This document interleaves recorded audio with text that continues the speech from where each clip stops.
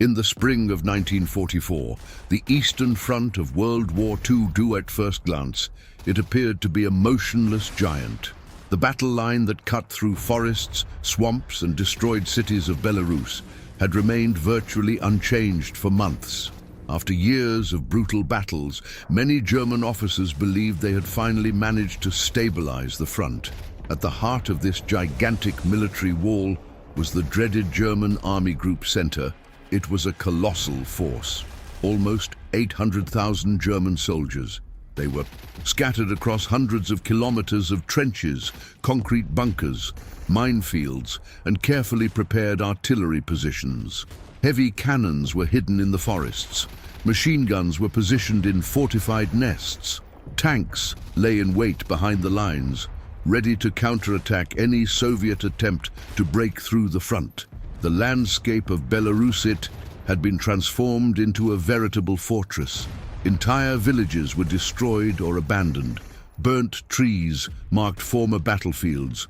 Roads were covered in bomb craters, and the rusted carcasses of tanks destroyed in previous battles. Despite this, the German army still seemed powerful. Hardened war veterans occupied those trenches.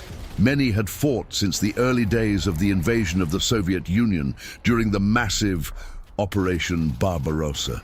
They knew how to fight in the brutal cold of the Russian winter, how to survive in dense forests, and how to withstand massive Soviet artillery attacks. Among the German soldiers, there was a dangerous feeling, overconfidence. They believed that defensive line was virtually impossible to break through. At German headquarters, maps showed a solid front. Reports indicated that Soviet forces were exhausted after months of fighting. Many German officers were convinced that the next major enemy attack would come from the south, far away.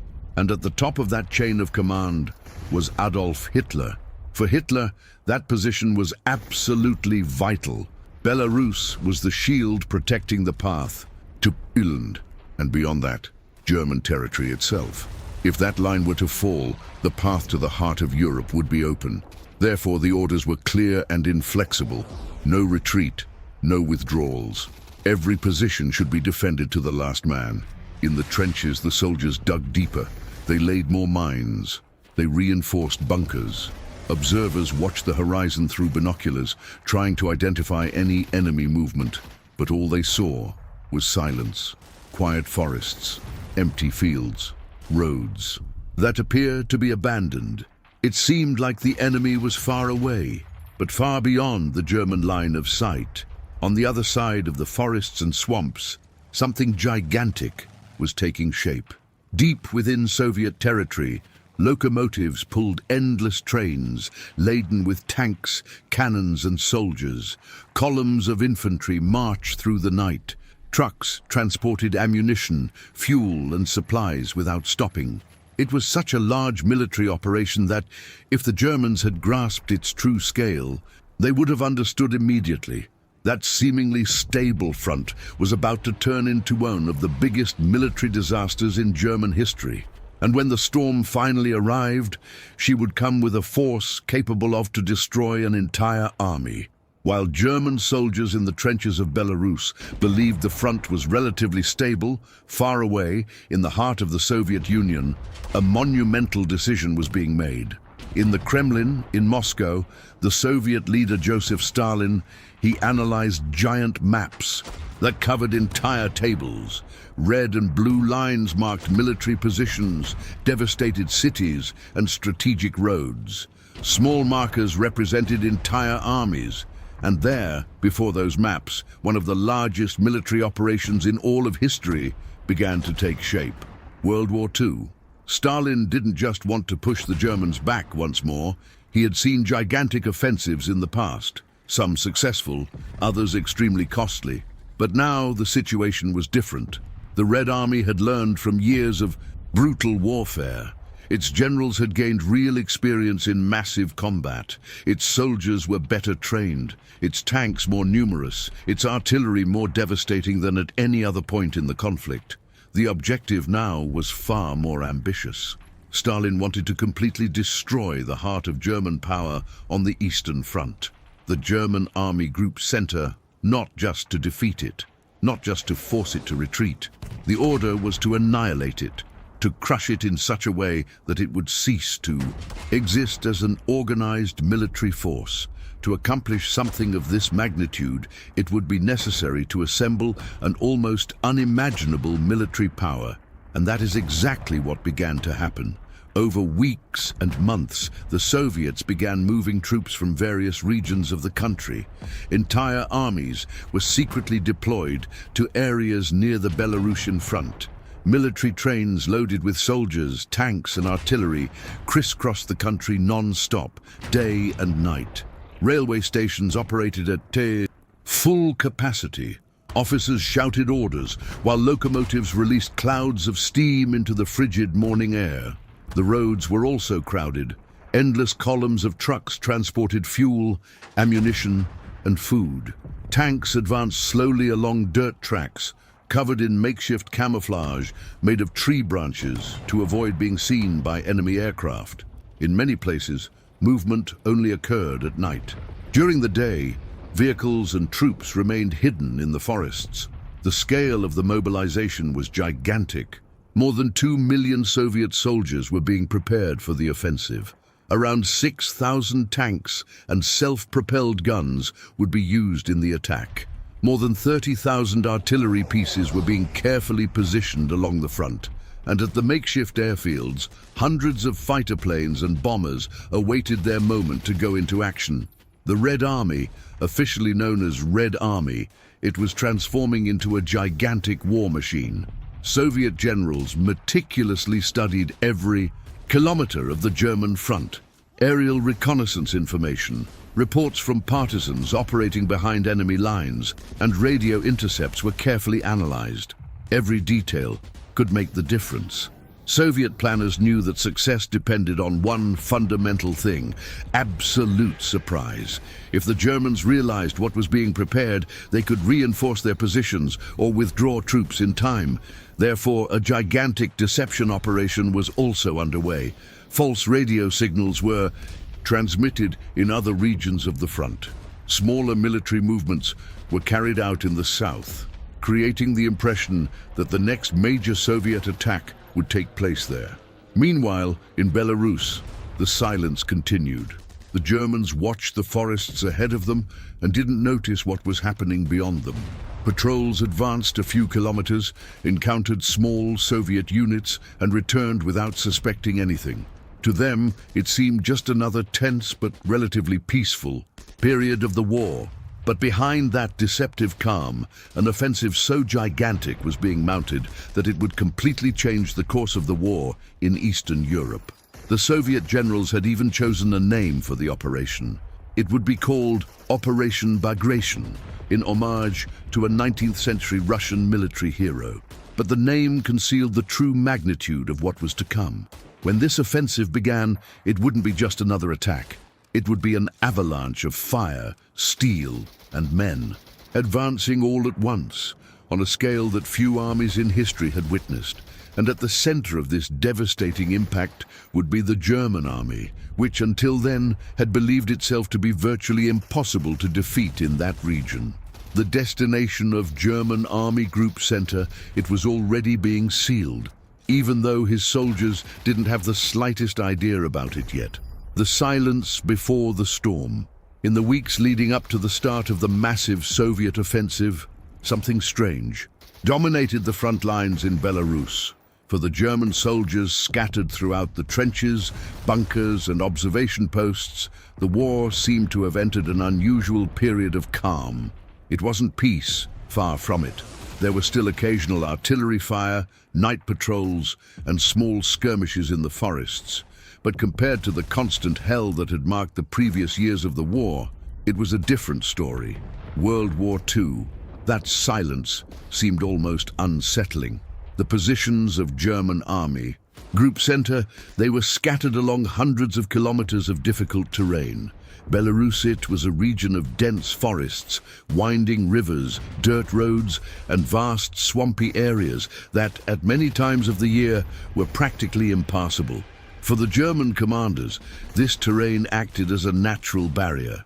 They believed that any major enemy attack there would be slow and predictable. In the German trenches, the routine of war continued. Soldiers woke before dawn, checked weapons, reinforced sandbags in defensive positions, and observed the horizon through binoculars. Many of them were veterans hardened by years of combat. Some had fought since the first days of the invasion of the Soviet Union, when the gigantic Operation Barbarossa started. These men had seen it all: cities burning, tank attacks crushing entire lines, bombings that made the ground tremble like an earthquake. Therefore, many believed they would be able to recognize clear signs of a major enemy offensive. But this time, those signs simply didn't appear. During the day, the forests on the other side of the line appeared tranquil. No major troop movements were visible. No large concentrations of tanks could be seen by German observers. German reconnaissance planes flew over some areas, but they also did not identify anything that seemed out of the ordinary. For a moment, war seemed to be merely waiting. But this calm was a carefully constructed illusion, far beyond the reach of German eyes, hidden deep in the forests and behind the hills of Belarus. The Red Army was carrying out one of the largest secret military operations in history. During the night, when darkness covered the battlefield, dirt roads began to come alive. Endless columns of trucks emerged from the shadows, advancing slowly without headlights to avoid detection. Engines hummed softly as soldiers walked alongside the vehicles. Officers whispered quick orders. Any unnecessary noise was immediately suppressed. Heavy tanks were carefully transported or moved through the forests. Many were covered with camouflage nets and freshly cut tree branches. As the sun began to rise, these vehicles disappeared under the cover of the trees, becoming virtually invisible to any enemy aircraft flying overhead. Military trains also played a crucial role in this massive preparation. At railway stations far from the front lines, locomotives unloaded soldiers, cannons, ammunition and supplies. Once the material arrived, trucks took over. The final transport, silently carrying everything to positions near the front. It was a gigantic military movement happening almost entirely in the shadows. At the same time, the Soviets were executing a complex strategy of deception. False radio messages were broadcast in other regions of the front, especially in the south, suggesting that the next major attack by Red Army would happen there. Small local offensives were also carried out in distant sectors of Belarus, further reinforcing this impression. The strategy worked. In German headquarters, many officers were convinced that the next major Soviet blow would come from another direction. The region defended by German Army Group Center, it seemed relatively calm compared to other areas of the front. This misinterpretation would have devastating consequences. While the Germans continued their routine in the trenches, cleaning weapons, writing letters home, or trying to get a few hours of rest before their next watch shift, a colossal force was concentrating before them. Hundreds of thousands of Soviet soldiers were being secretly deployed. Thousands of cannons were being silently lined up in the forests. Tanks lay hidden, ready to advance as soon as the order was given. Everything was being prepared with precision. Every road, every river crossing, every artillery position was being carefully planned.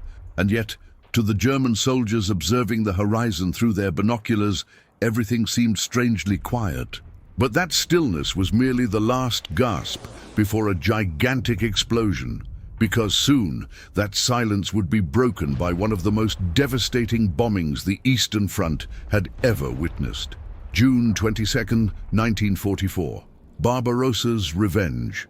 The early morning of June 22nd, 1944 began like so many others on the Eastern Front. A thin mist hung over the devastated forests and fields of Belarus. The air was heavy and damp, and silence reigned over the battle lines. In many sectors of the front, German soldiers were still half asleep in their wooden and earthen shelters, trying to get some rest for a few hours before sunrise.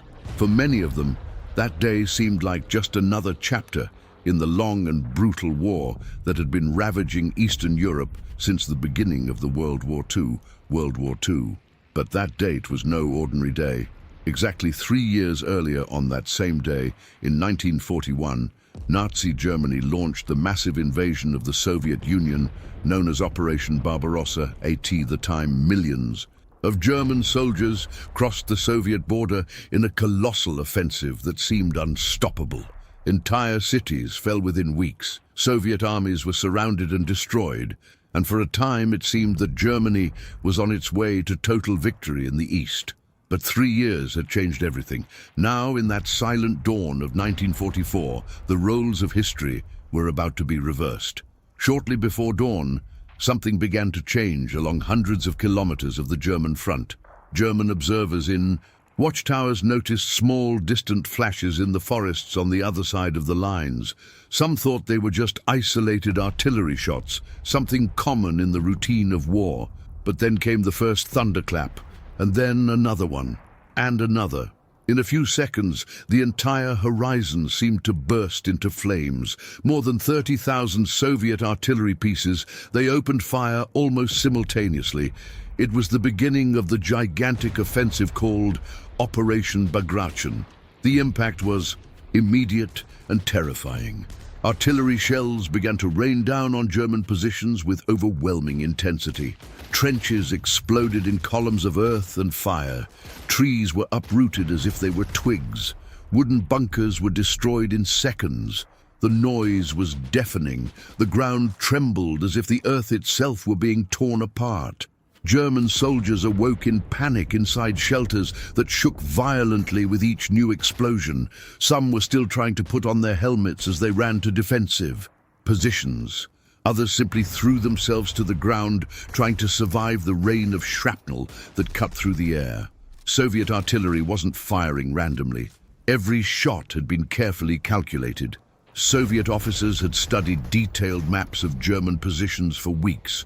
They knew exactly where the bunkers, artillery batteries, ammunition depots and communication centers were located.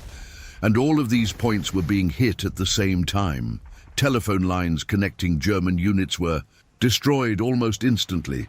Command posts were hit by direct explosions. Trucks parked behind the front exploded in fireballs when grenades struck their fuel tanks. In some areas of the front, the bombardment was so intense that German soldiers could barely lift their heads to understand what was happening, but hell had not yet reached its peak. Shortly after the initial bombardment, an even more terrifying sound began to echo across the battlefield. It was a metallic, high-pitched scream that ripped through the air before ending in a devastating explosion. These were the Soviet rocket launchers, known as Katyusha. Dozens of these batteries fired full salvos of rockets simultaneously. In the still dark dawn sky, trails of fire crossed the horizon before plunging down on the German positions. When these rockets hit the ground, the effect was devastating. Simultaneous explosions swept across large areas of terrain, pulverizing entire trenches and scattering shrapnel in all directions. 4. Many German soldiers who were there at that moment, it seemed as if the world was falling apart. For hours, the bombing continued without stopping. The Soviet plan was simple and brutal. Destroy the German defenses before the infantry even had to advance. And slowly, throughout that morning, the results began to appear. At various points along the front line, German defenses were completely devastated. Bunkers had been reduced to piles of wood and earth. Cannons had been destroyed before they could even fire. Entire units were disorganized, trying to regroup amidst the chaos, but the real attack was yet to begin. Because while the Soviet artillery continued to roar, thousands of soldiers from Red Army, they were already preparing to move forward. Behind them, tank engines began to roar. The land of Belarus was about to witness an avalanche of men and steel, advancing with a force that few armies in history had managed to muster in a single attack. And for the German soldiers who survived, the bombing, a terrible truth, was beginning to become clear. That was no longer just another Soviet attack. It was the beginning of something much bigger. It was the beginning of the collapse. The German front begins to crack.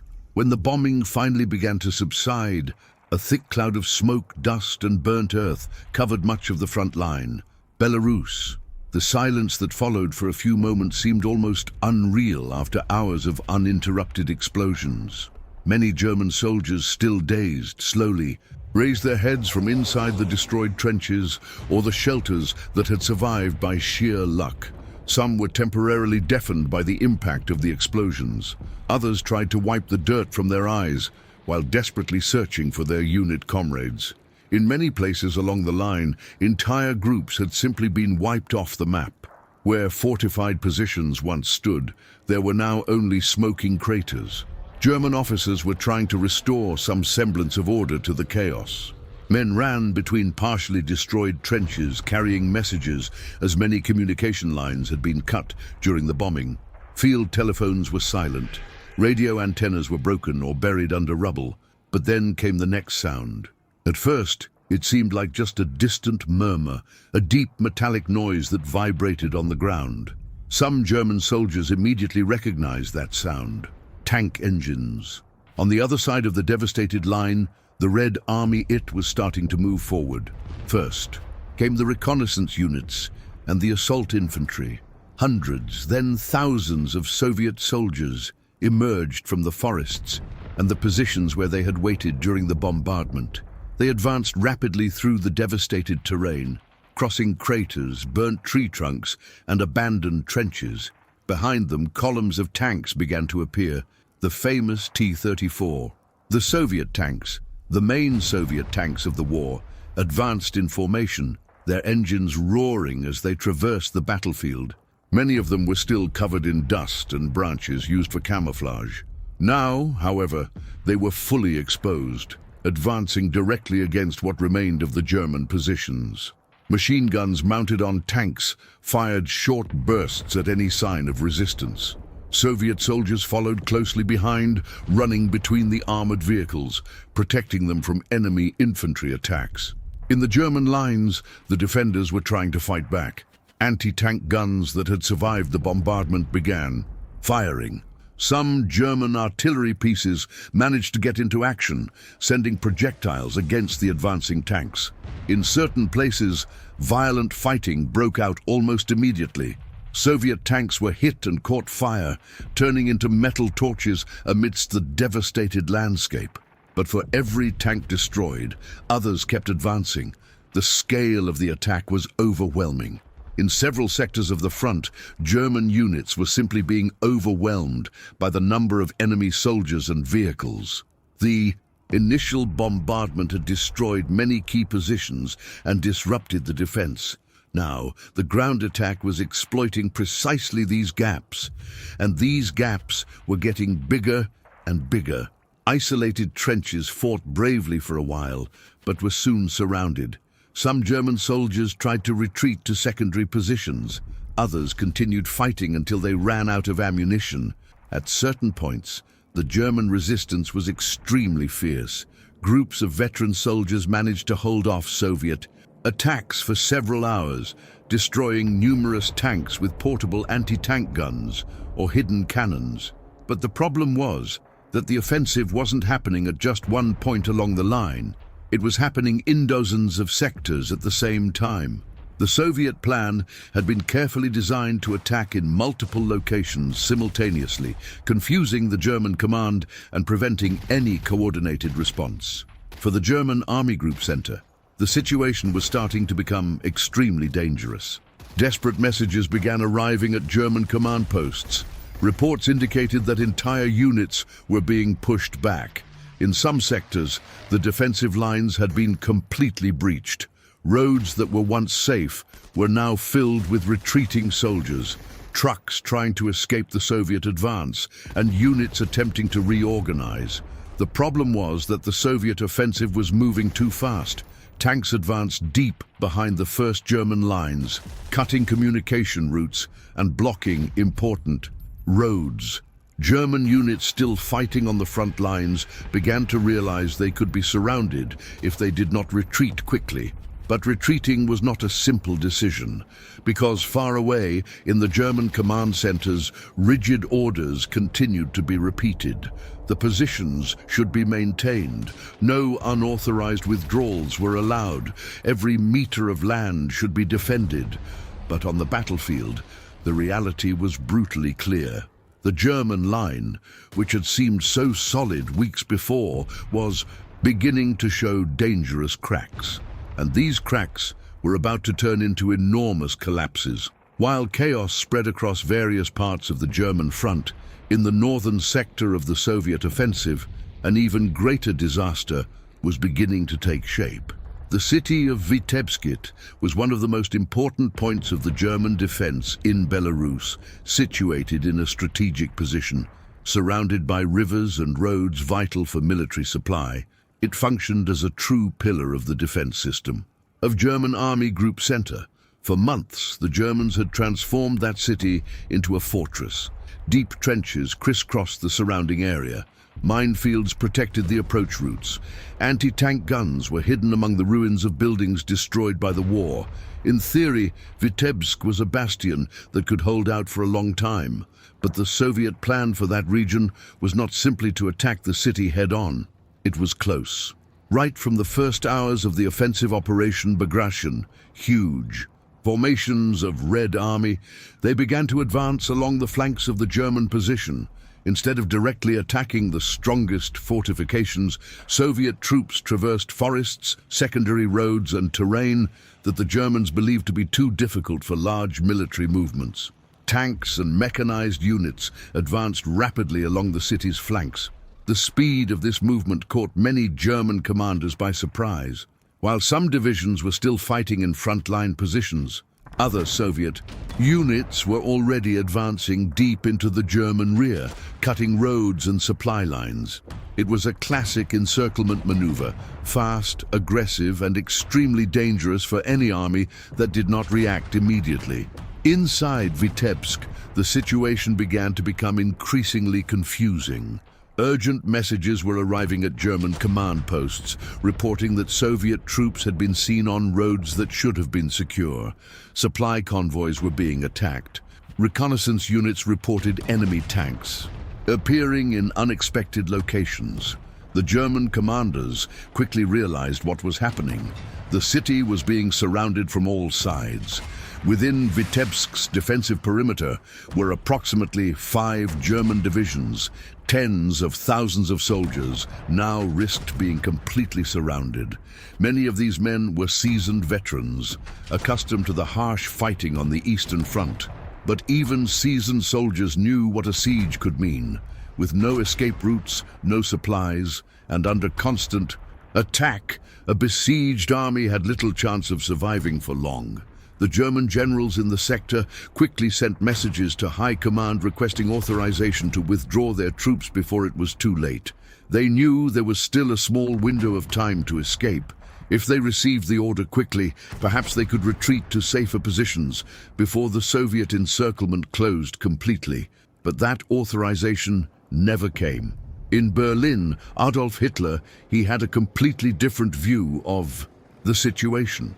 For him, fortified cities like Vitebsk should be held at all costs. He believed that each fortress defended to the last man could delay the Soviet advance and buy time to reorganize other defensive lines. Therefore, the order that arrived was brutally simple. Vitebsk should be defended. No withdrawals were allowed. When this decision reached the German commanders on the front lines, many immediately understood what it meant. They were prisoners. While orders were being transmitted between German units, Soviet forces continued to advance. Columns of tanks traversed secondary roads, capturing villages and important crossroads. Bridges were captured before they could be destroyed. German units attempting to retreat were intercepted by Soviet forces already behind them. Little by little, the net was closing in. Roads that once provided access to the city were now under Soviet control. German columns attempting to flee were attacked by artillery and attack aircraft. Trucks, loaded with soldiers and ammunition, exploded on the roads under the impact of rockets and bombs. Inside Vitebsk, reality was becoming increasingly grim. Artillery explosions began to hit the outskirts of the city. Soviet planes appeared in the sky, bombing German positions and supply lines. Soldiers dug new defensive positions among the ruins, knowing that a major attack could happen at any moment. Many still believed that German reinforcements would arrive to break the siege, but those reinforcements would never come. The fate of the German divisions in Vitebsk was practically sealed. They had been transformed into a huge target trapped inside a circle of fire, and the Red Army, I was about to squeeze that circle until I crushed it completely. As the tragedy began to unfold, in Vitebsk, hundreds of kilometers to the south, another even greater disaster was brewing. The city of Bobruisk was one of the most important strategic points in the German defense. Belarus there, vital roads passed through, facilitating the movement of troops, supplies and reinforcements. German Army Group Center. For the German commanders, that region seemed relatively safe because of the terrain. Large areas around the city were dominated by vast swamps. The terrain was flooded and difficult to traverse. In the German view, any large mechanized offensive would have enormous difficulties advancing there. Tanks simply wouldn't be able to cross that type of soil. At least, that's what the Germans believed. But Soviet planners had carefully studied every detail of that terrain for months. Information from partisans operating behind German lines, detailed maps, and aerial reconnaissance had revealed something important. There were narrow routes, trails, and small roads that, if used skillfully, would allow mechanized forces to traverse areas considered impossible. And that's exactly what happened. In the first days of the offensive Operation Bagration, huge formations of Red Army, they began to advance towards Bobruisk. Initially, the attack seemed relatively conventional. Soviet units pressed against the German lines, attacking defensive positions and trying to break through. But at the same time, something far more dangerous was happening on the flanks of the German position. Soviet armored divisions began traversing the swamps via unexpected routes. Tanks advanced slowly over unstable terrain, guided by military engineers and scouts who knew the safest paths. In some places, vehicles became stuck in the mud. In others, makeshift bridges were quickly built to allow the columns to pass. It was a slow advance in some sections, but steady, and most importantly, it was completely unexpected for the Germans. When German reconnaissance units finally began reporting the presence of Soviet tanks emerging in areas where they theoretically shouldn't be, it was already too late. Soviet forces were rapidly advancing along the flanks of German positions, cutting roads and threatening to encircle large enemy formations. Within the Bobruisk sector, tens of thousands of German soldiers began to realize they were in an extremely dangerous situation.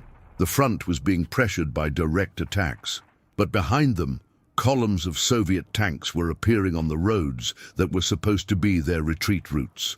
Confusion quickly spread among the German units. Trucks loaded with supplies attempted to escape along dirt roads, while urgent messages were relayed between command posts. Officers tried to reorganize makeshift defensive lines to contain the Soviet advance. In several places, violent fighting broke out when Soviet tanks encountered moving German columns.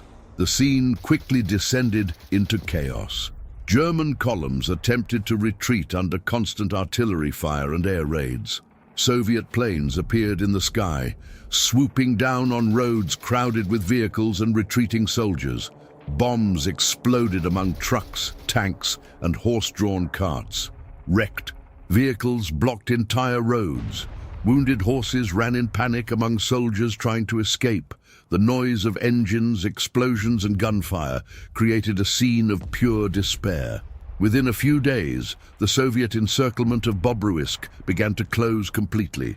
Nearly 40,000 German soldiers, they were now trapped inside a huge pocket surrounded by Soviet forces. Enemy tanks and artillery controlled virtually every escape route. Any attempt to flee met with intense fire. Even so, Many German soldiers tried to escape. Entire groups attempted to cross forests and swampy areas during the night, hoping to find some opening in the Soviet lines. Others organized makeshift columns and tried to break through the encirclement by force, advancing along roads under constant artillery and machine gun fire. But the Soviet forces were prepared. Attack aircraft continuously circled the area, searching for any movement on the roads. When German columns were detected, rockets and bombs were launched. Against them, Soviet tanks quickly moved to intercept units attempting to break through the encirclement. The roads around Bobruisk began to turn into metal graveyards.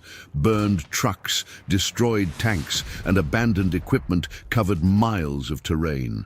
Soldiers' bodies were scattered along the roadsides and in the nearby forests. For many German soldiers trapped in that siege, the reality became impossible to ignore.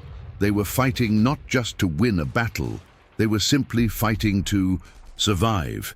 And as the Soviet noose continued to tighten, one truth was becoming increasingly clear to the German command. What was happening there was not just a temporary setback. It was the beginning of a gigantic military disaster that was spreading across the entire front of the German Army Group Center. While German forces fought desperately to survive the sieges in Vitebsk and Bobruisk, another crucial point in the German defense was beginning to crumble under devastating pressure. The city of Orsha, it was one of the strategic pillars of the German defensive line in Belarus. One of the most important roads in the entire region passed through there, the route that led directly to the Belarusian capital, Minsk. For the German Army Group Center, Orsha was more than just a city.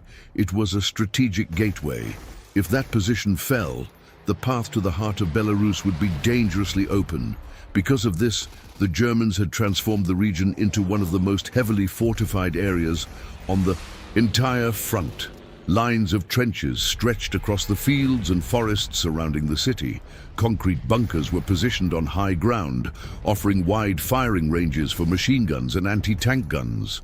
Minefields protected the approach routes, and veteran German units were stationed there to ensure that any Soviet advance was crushed. At least, that was the plan. But what the Germans would face there was much more than a common attack. From the start of the offensive of Operation Bagration, the Soviet commanders had decided to concentrate an overwhelming force against that specific sector of the front. The objective was clear: to break through the German defenses at Orsha and open a gigantic breach in the enemy line. The attack began with an almost unimaginable intensity. As in other parts of the front, the first blow came from the artillery. Hundreds of Soviet cannons began firing on German positions around Orsha.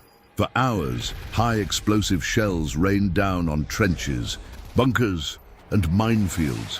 The impact was devastating. Trenches were transformed into deep craters. Trees were uprooted. Bunkers made of wood and earth simply vanished under the direct impact of the explosions.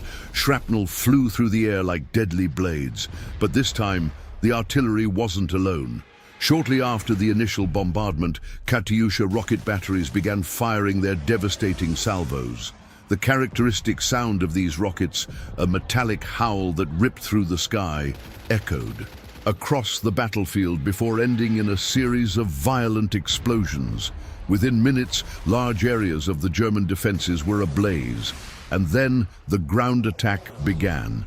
Infantry units of Red Army, they advanced rapidly through the smoke and dust. Soviet soldiers traversed craters and obstacles, while machine guns fired continuously against any resistance that still existed in the German trenches. Behind them, a new wave of tanks advanced. Columns of Soviet tanks emerged from the forests, advancing directly against the remaining German positions.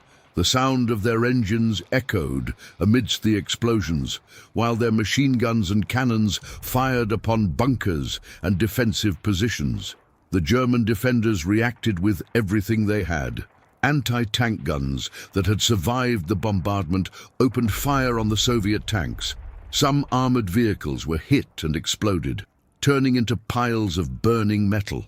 German soldiers armed with portable anti-tank weapons hid among the ruins, waiting for the right moment to attack the enemy vehicles. In some places, hand-to-hand combat broke out amidst the ruins of destroyed trenches and bunkers. But the Soviet pressure was simply overwhelming. For every Soviet tank destroyed, 2 or 3 others kept advancing. For every Soviet unit temporarily halted, another would immediately appear behind it, ready to continue the attack. Little by little, the German lines began to give way. First, there were small gaps in the defensive positions. Then, these gaps began to expand. German units attempting to reorganize their defenses were hit by new waves of artillery or flanked by tanks advancing from the sides. It soon became clear that something very serious was happening. The German line at Orsha was collapsing. When the first Soviet units finally broke through the main defenses, the situation became critical for the German command. Roads leading directly to Minsk, they began to be exposed. Soviet armored units were already advancing deep behind the old defensive positions. The fall of Orsha meant much more than the loss of a city. It meant that the heart of the German defense in Belarus was being torn apart. And now, with several important positions already destroyed or surrounded, an extremely dangerous road was beginning to open up before them. Red Army. It was the road that led directly to the center of the German defensive system, the road to Minsk, and with it, the path to an even greater disaster for the army of Adolf Hitler. As news from the battlefronts reached German headquarters, a growing sense of unease began to spread among the officers. German Army Group Center. Initially, the reports were confusing. Telephone lines were down, radios worked intermittently, and many units were completely isolated. But one thing was starting to become clear. Something was very wrong. Field reports indicated that major cities were under heavy attack. In Vitebsk, German divisions were virtually surrounded. Bobruisk, large enemy formations had penetrated deep into the German lines. Orsha, one of the strongest defensive positions in the region, was beginning to collapse under Soviet pressure. For the German generals on the battlefield, the situation was beginning to become alarming. Maps scattered across command desks were constantly updated with new information coming from the front. Small markers representing German divisions were being moved with increasing franticness, attempting to respond to the enemy advance. But there was a serious problem. The Soviets weren't attacking at just one point. They were attacking everywhere at the same time. It was exactly the type of offense that the Red Army, he had learned to execute this tactic after years of brutal warfare on the Eastern Front. Large armies advanced simultaneously in multiple sectors, breaking through enemy lines, encircling isolated units, and creating utter chaos in the opposing command structure. The result was devastating for the German defensive system.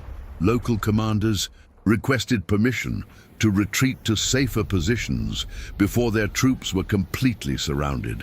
Many knew there was still a small chance of reorganizing the defense if they could quickly withdraw to new, shorter, and more defensible lines. But those decisions were not in their hands. At the top of the chain of command was Adolf Hitler, and his view of the war was completely different from the reality unfolding on the battlefield. From the first major German setbacks on the Eastern Front, Hitler had become increasingly inflexible regarding retreats. For him, withdrawing troops meant weakness. He believed that fortified positions should be defended to the last man, even when the military situation made this decision extremely dangerous. Thus, while German generals sent urgent messages requesting authorization to withdraw units threatened by encirclement, the responses they received were always the same: hold position, resist, no retreat. These orders began to transform difficult situations into outright catastrophes. Divisions that could still escape were being forced to remain in vulnerable positions. Surrounded cities were forced to fight in isolation, with no possibility of retreat or reinforcement. Units attempting to reorganize their defensive lines ended up trapped in pockets surrounded by rapidly advancing Soviet forces. In the German command centers near the front, the atmosphere began to grow increasingly tense. Officers worked almost without sleep, trying to coordinate units that were disintegrating under the pressure of the Soviet attack. Messengers arrived covered in dust and sweat, bringing new reports of disaster. Telephones rang incessantly as commanders tried to understand what was really happening along the front. In many cases, the information arrived too late. By the time a report finally confirmed that a position had been breached, Soviet units were already advancing several kilometers beyond that point. Roads that should have been secure were being cut off. Supply depots were being hastily abandoned. What once seemed like a solid defensive line now looked like a rapidly disintegrating jigsaw puzzle. Some German generals began to realize that they were facing something much bigger than a simple attack. That was a carefully planned offensive to completely destroy the German defensive system in Belarus. But even in the face of this evidence, the orders from above remained rigid. No large-scale withdrawals have been authorized. No strategic reorganization was permitted. And while these decisions were upheld, Soviet forces continued to advance faster and faster, deeper and deeper within the German lines. Panic was slowly beginning to spread among the German commanders. Because, for the first time since the beginning of that devastating offensive, some of them began to realize a terrifying truth. The German Army Group Center, the fortified city, which had for so long been considered the mainstay of German defense in the East, was at serious risk of simply ceasing to exist. As the days passed and the Soviet advance gained ever greater speed, a new catastrophe began to take shape in the heart of Belarus. All the roads, trails, and military routes in that region led to one extremely important central point, the city of Minsk. For the German Army Group Center, Minsk was more than just a strategic city. It was the main logistics and communications hub for the entire German front in Belarus, the main supply routes that kept German divisions fighting along hundreds of kilometers of the front intersected there. For years of war, that city had served as a gigantic military hub. Trains arrived loaded with ammunition, fuel, and reinforcements. Trucks departed daily, carrying supplies to units scattered throughout the region. Command posts and communication centers coordinated operations involving hundreds of thousands of soldiers. But now, all of that was threatened. With the fall of strategic positions, such as Orsha, the road to Minsk was beginning to open dangerously for the Soviet advance. Armored units of Red Army, they were advancing rapidly through destroyed roads and fields, exploiting every gap that had been created in the German lines. And what made the situation even more serious was the speed of this advance. Soviet mechanized divisions were moving tens of kilometers a day. Tanks advanced almost non-stop, crossing rivers via makeshift bridges and bypassing fortified cities to continue their westward advance. In many cases, German units that were still fighting on the front lines didn't even know that Soviet forces were already passing behind them. Little by little, what remained of the German divisions began to retreat towards Minsk. Tired soldiers, often out of contact with their superiors, tried to reorganize makeshift defensive lines along the roads leading to the city. Trucks, loaded with wounded and damaged equipment, crisscrossed the military routes amidst columns of troops attempting to escape the advancing enemy. But the situation was already spiraling completely out of control. While some German units retreated to Minsk, others were being pushed into a huge pocket that was beginning to form around the city. The Soviets were executing exactly the type of maneuver they had planned from the beginning of the offensive, a gigantic encirclement. Soviet armored units were advancing rapidly through the north and south of the region. These forces were not focused solely on directly attacking German positions. Their main objective was to reach the most important roads and crossroads behind enemy lines, and they were succeeding. When the Soviet columns finally met on several of these routes, a gigantic trap began to close in. Inside that enormous circle were now dozens of German divisions. Nearly 100,000 German soldiers. They were trapped inside what quickly became known as the Minsk bag. For many of these soldiers, the situation was hard to believe.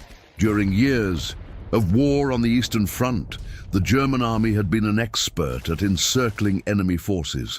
Giant pockets of Soviet troops had been destroyed in this way in previous battles. Now, for the first time on a large scale, the roles were being reversed. German soldiers were desperately trying to escape via the only route that still seemed open. Columns of trucks, damaged tanks, and foot soldiers advanced along the roads, trying to find a way out before the encirclement closed in completely. But time was running out. Soviet tanks were already appearing on the roads ahead of these columns. Attack planes flew low over the escape routes, attacking any movement they could identify. Bombs exploded among fleeing vehicles, spreading fire and destruction. The roads leading out of Minsk began to transform into scenes of pure chaos. Wrecked trucks blocked the road. Abandoned tanks were scattered across the fields. Dead horses and broken military equipment covered miles of terrain. And in the midst of all this were thousands of German soldiers trying to survive. Some tried to cross forests at night, hoping to escape the Soviet lines. Others joined in larger groups and tried to break through the encirclement by force, advancing under heavy fire. But Soviet forces were closing the circle rapidly. The gigantic siege around Minsk was almost complete. And when it finally closed completely, one of the greatest military disasters in German history would be complete. When the siege around Minsk, the pocket finally began to close in definitively, what remained of the German forces within that enormous area realized they were facing a desperate situation. Approximately 100,000 soldiers do German Army Group Center. They were now trapped within an ever-shrinking territory, surrounded on all sides by the forces of Red Army. For a time, many still believed that this might only be a temporary siege.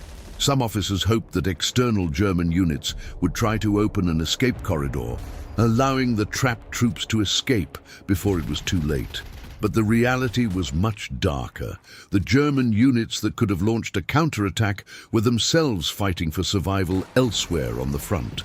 Many divisions had been destroyed, surrounded, or pushed back at a speed that no one in the German command had anticipated. Inside the pocket, the order that began circulating among the units was simple and desperate. Try to escape while there was still time. Thus began the escape attempts. Makeshift columns began to form on the dirt roads that still seemed to offer some kind of escape route. Trucks loaded with wounded soldiers, damaged armored vehicles, command cars, and infantry units began to move westward, trying to find a breach in the Soviet lines. But those roads were far from safe. Soviet aviation completely dominated the skies in that region. Attack planes constantly flew over the pocket, searching for any movement that might indicate an escape attempt. As soon as German columns were detected, the pilots dove towards their target. Bombs exploded among trucks loaded with soldiers. Rockets struck tanks and armored vehicles. Machine guns swept through the roads, hitting men who tried to take refuge on the edges of the forests. In just a few minutes, entire columns could be transformed into piles of burnt metal. On the roads leading out of the pocket, the scene began to become increasingly chaotic. Wrecked trucks blocked the way. Damaged tanks were abandoned when they ran out of fuel or when their engines failed after days of continuous combat. Wounded soldiers were placed in makeshift carts or carried by comrades who were barely able to walk due to exhaustion. Many simply abandoned their heavy equipment in an attempt to escape faster. Helmets, backpacks, weapons, and even artillery pieces were left behind on the sides of the roads. The objective was no longer to fight for territory or to carry out strategic orders. The goal was to survive. Some groups decided to try a different approach. Instead of following the main roads, they moved through the dense forests that covered much of the region. During the night, small units of German soldiers advanced silently among the trees, trying to avoid contact with Soviet forces. But even there, danger was constant. Soviet patrols were already operating in large numbers within the pocket. Local partisans, resistance fighters battling against the German occupation, were also participating in the hunt for soldiers attempting to escape. On many occasions, small groups of Germans were discovered in the middle of the forest and quickly surrounded. Short, violent battles took place among the trees, often ending with few survivors. Meanwhile, Soviet forces continued to tighten the siege. Armored units advanced steadily, occupying villages, crossroads, and roads that could still serve as escape routes. Artillery was positioned on high ground, ready to bombard any concentration of enemy troops. With each passing day, the space inside the pocket grew smaller. The German soldiers who were still trying to escape were beginning to realize a cruel truth. There were fewer and fewer places left to run to. The scene unfolding around Minsk was a brutal portrait of the collapse of an entire army. Roads littered with destroyed vehicles. Forests teeming with lost, wounded, or desperately trying to find a way out soldiers. Fleeing columns constantly attacked from the air and the ground. What had begun as an organized retreat was now turning into something much darker, a desperate struggle for survival. And while these escape attempts continued, the fate of German Army Group Center IT was rapidly approaching its final moment. As the days passed, after the closing of the gigantic siege around Minsk, the destination of German Army Group Center, it began to become increasingly inevitable. What remained of the German forces within the pocket was completely disorganized, lacking sufficient supplies, central coordination, and surrounded by an enemy advancing with overwhelming force. For years, that army group had been considered one of the cornerstones of the German war machine on the Eastern Front. Its divisions had participated in some of the most brutal campaigns of the World War II, advancing thousands of kilometers into Soviet territory from the early days of the invasion in 1941. But now, in just a few weeks, this gigantic force was being destroyed before the eyes of the world. Inside the pocket, the situation was rapidly deteriorating. German units were running out of ammunition, fuel, and food. Supply trucks had been destroyed or captured during the Soviet advance, and the few remaining reserves were being quickly depleted. Many soldiers fought with weapons that were almost out of ammunition. Some tanks were still functional, but were practically useless without fuel to move. Heavy artillery was abandoned because there were simply no more vehicles capable of transporting it. At the same time, the Red Army, he tightened the noose with brutal precision. Soviet units advanced systematically, reducing the size of the pocket day by day. Heavy artillery constantly bombarded the areas where the Germans were still trying to resist. Attack planes dominated the skies, striking any concentration of troops or vehicles that still moved within the surrounded area. In many places, German resistance was fierce. Groups of soldiers, even when completely surrounded, continued fighting with desperate determination. Some organized small defensive positions in the forests or among destroyed villages. Others attempted to launch improvised attacks against nearby Soviet units, hoping to open a small escape route. But these efforts were becoming increasingly futile. The number of Soviet soldiers involved in the offensive was overwhelming. Wherever a German unit managed to hold out for a few hours, new Soviet forces would soon appear to continue the attack. Gradually, the German units began to fragment. Entire divisions ceased to exist as organized formations. Instead, what remained were small groups of isolated soldiers, fighting without contact with any superior command. Officers tried to maintain some discipline, but the reality of the siege made any attempt at coordination nearly impossible. Many soldiers began to surrender when they realized there was no longer any hope of escape. Others continued fighting until they ran out of ammunition or until they were killed in combat. The forests and fields around Minsk began to transform into a vast military graveyard.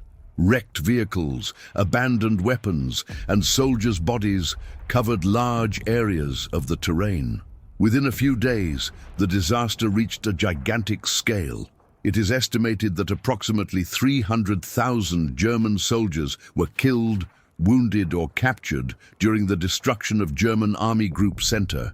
Entire divisions disappeared from the German order of battle. Enormous quantities of military equipment were destroyed or captured by Soviet forces. For the German command, it was a catastrophic loss. Never before in warfare had an entire army group been so completely destroyed in such a short time. The military impact of this defeat was devastating to Germany's ability to continue the war on the Eastern Front.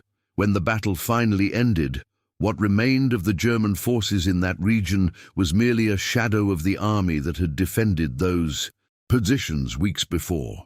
The Soviet offensive had achieved exactly the objective its planners had envisioned. The heart of the German defense in Belarus had been crushed, and with that, a huge breach had been opened in the army's defensive system. Adolf Hitler Europe doesn't give them. But for the Red Army, however, this resounding victory did not mean the end of the campaign. In fact, it merely paved the way for the next phase of the war, an even deeper advance toward the heart of Nazi-occupied Europe. With the near-complete destruction of German Army Group Center, something gigantic happened on the map of the war. The German defensive line that for years had protected the heart of the occupied territory in the east simply ceased to exist. What was once a solid military wall was now a vast void, and the Red Army, he was ready to move through it. After the fall of Minsk, the Soviet forces wasted no time celebrating. On the contrary, the Soviet generals knew that this was the perfect moment to continue pressuring the enemy before the Germans could reorganize any kind of defense. Thus began a gigantic westward advance. Soviet armored divisions advanced along the destroyed roads of Belarus, crossing cities devastated by war and fields where the remnants of the defeated German army were still scattered. Tanks covered in dust and battle scars crossed makeshift bridges over destroyed rivers. Trucks loaded with soldiers advanced relentlessly day and night, pushing the front line ever further into territory that had once been firmly in German hands. In many places, the remaining German forces simply lacked the capacity to resist. Some units attempted to establish makeshift defensive lines in villages or along rivers.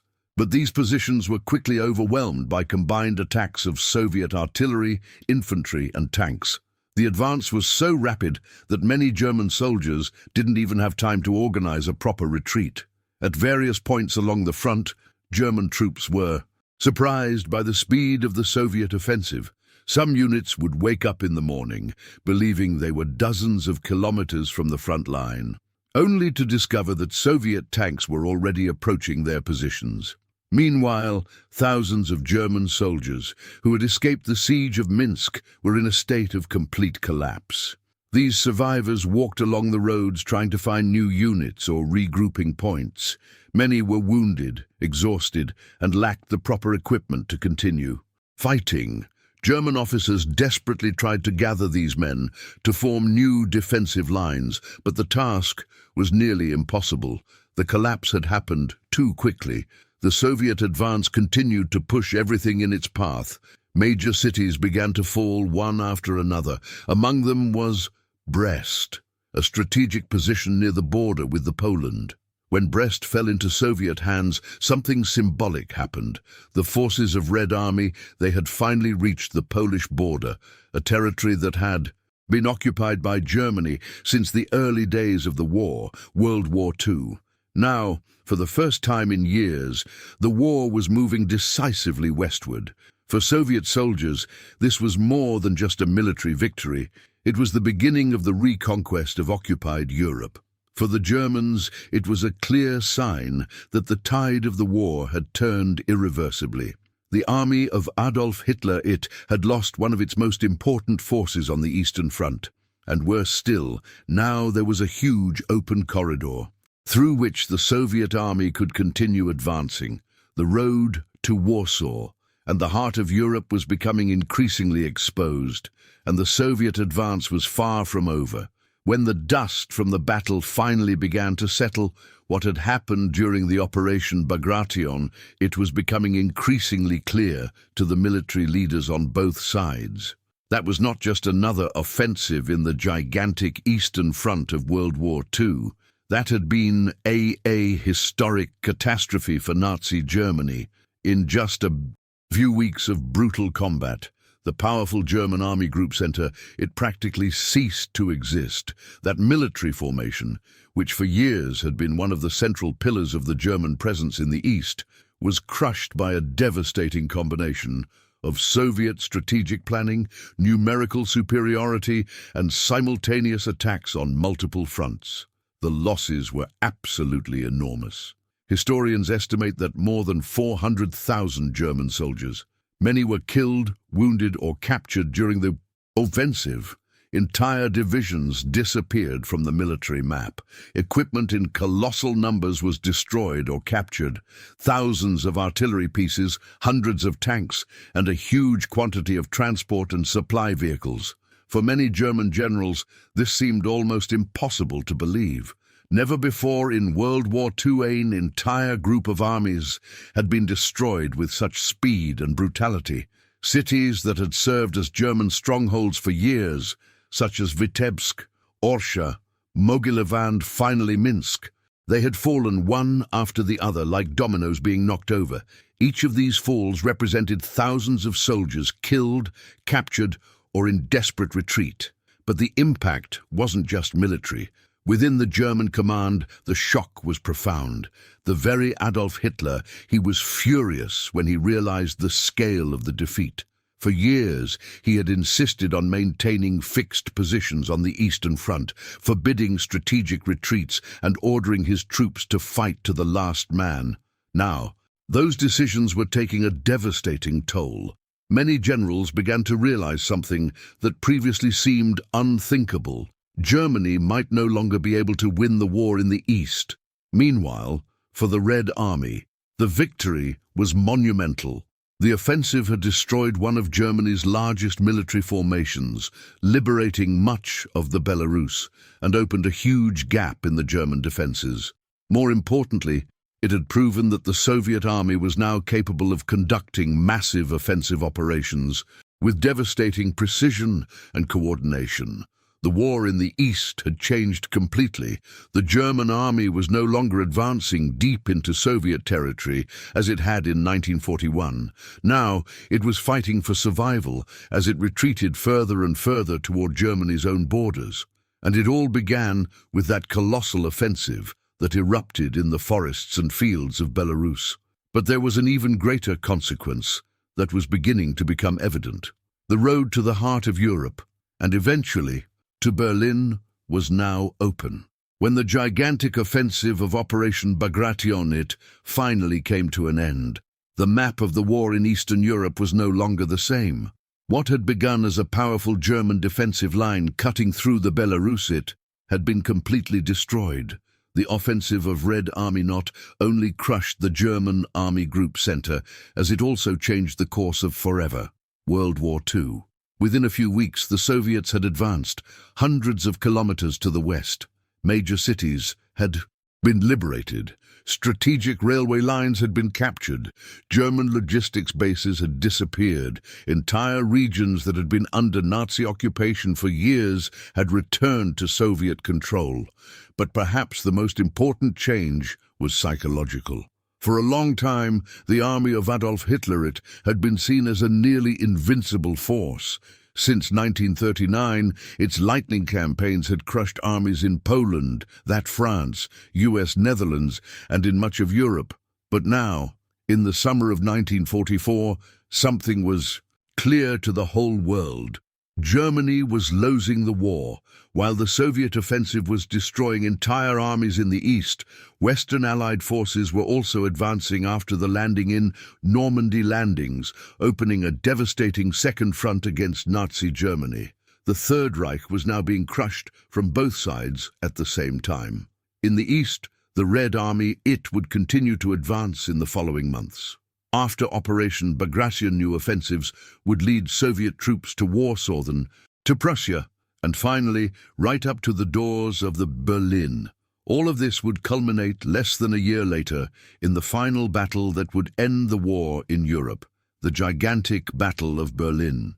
What happened in the forests, rivers, and destroyed cities of Belarus during Operation Bagration was, therefore, much more than just a military victory. He was the moment when the backbone of the German army in the east was broken. It was the moment when one of Germany's greatest military forces simply ceased to exist. And it was at that moment that the war began to inevitably move towards the collapse of the Nazi regime. Thousands of kilometers of territory had been conquered. Hundreds of thousands of soldiers had been killed or captured. Entire cities were in ruins. But above all, Operation Bagration marked something even greater in the history of warfare. She marked the beginning of the end for Nazi Germany.